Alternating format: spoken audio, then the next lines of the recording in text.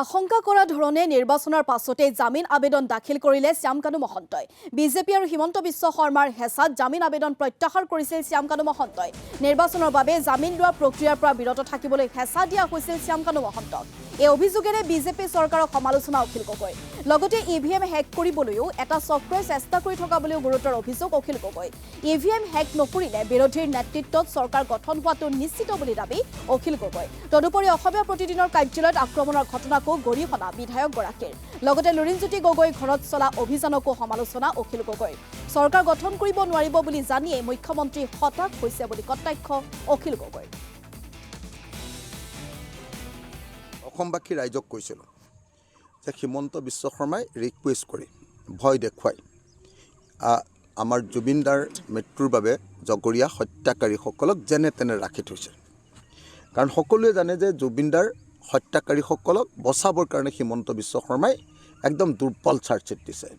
সেই যি দুৰ্বল চাৰ্জশ্বিট দিছে, সেই দুৰ্বল চাৰ্জশ্বিটৰ পৰা কাৰণে আজি শ্যামকানু মহন্ত, সিদ্ধাৰ্থ শৰ্মা, যিমানবিলাক মানুহ আছে তেওঁলোকে বাচি যোৱাৰ পূৰ্ণ সম্ভাৱনা আছে।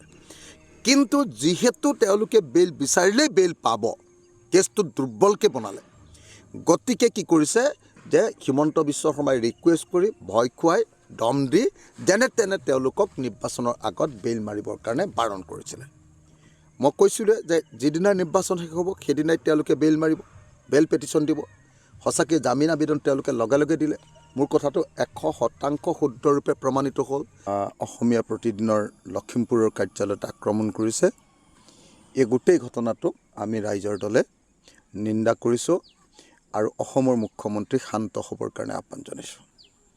আচলতে অসমৰ মুখ্যমন্ত্ৰীয়ে ভাবি আছিলে যে বিৰোধী দল এইবাৰ শূন্য হৈ যাব, কিন্তু আমি এতিয়া স্পষ্ট ভাষাৰে ক'ব খোজোঁ যে যদিহে মেচিনত গণ্ডগোল কৰা নাই বা মেচিনত গণ্ডগোল এতিয়া কৰিব নোৱাৰে, তেতিয়াহ'লে নিশ্চিতভাৱে এইবাৰ বিৰোধী দলৰ চৰকাৰ হ'ব। যিসকলে অসমত গণতন্ত্ৰ প্ৰতিষ্ঠা হোৱাটো বিচাৰে, ষ্ট্ৰং ৰূপবিলাক আপোনালোকে সকলোৱে প্ৰটেকশ্যন দিয়ক। আমি শুনিছোঁ যে বিজেপিয়ে গুজৰাট, হাৰিয়ানা, মধ্যপ্ৰদেশ, দিল্লী এইবিলাক ঠাইৰ পৰা কিছুমান এক্সপাৰ্ট আনিছে। এক্সপাৰ্ট আনি ষ্ট্ৰং ৰুমৰ ইভিএমবিলাক হেক কৰিবৰ কাৰণে চেষ্টা কৰিছে আৰু ইয়াৰ জৰিয়তে তেওঁলোকে নিৰ্বাচনৰ ৰাইজে দিয়া যি অভিমত, ৰাইজে দিয়া যি ভাৰ্ডিক্ট, সেই ভাৰ্ডিক্ট বদলাবৰ কাৰণে চেষ্টা কৰিছে।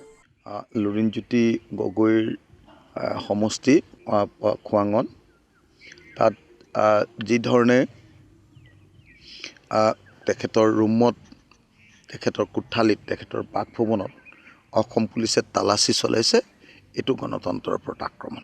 বিভিন্ন বিৰোধী নেতাবিলাকক যি ধৰণে আক্ৰমণ কৰিছে, বিজেপিয়ে যি ধৰণে আপোনাৰ বিভিন্ন ঠাইত আমাৰ বিৰোধী দলবিলাকক আক্ৰমণ কৰিছে, এই আটাইবিলাকৰ পৰা প্ৰমাণিত হৈছে যে বিজেপি অস্থিৰ হৈ পৰিছে।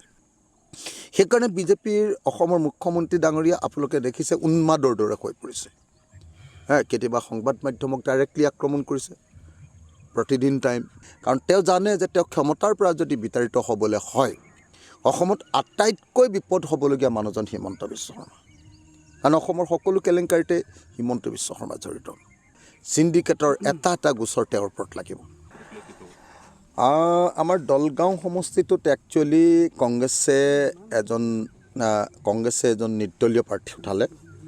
আমি নিৰ্দলীয়ভাৱে উঠিছে বুলি ভাবিছিলোঁ, কিন্তু পৰৱৰ্তী সময়ত দেখা গ'ল যে তাত প্ৰায় আটাইবিলাক কংগ্ৰেছী লিডাৰে, তাৰ স্থানীয় লিডাৰে সেই নিৰ্দলীয়জনৰ লগত থাকি গ'ল। আৰু আমি বাৰম্বাৰ অনুৰোধ কৰাৰ পাছতো ষ্টেট কংগ্ৰেছে, PCCয়ে তাত আমাৰ হৈ কেম্পেইন কৰিবলৈ নগ'ল।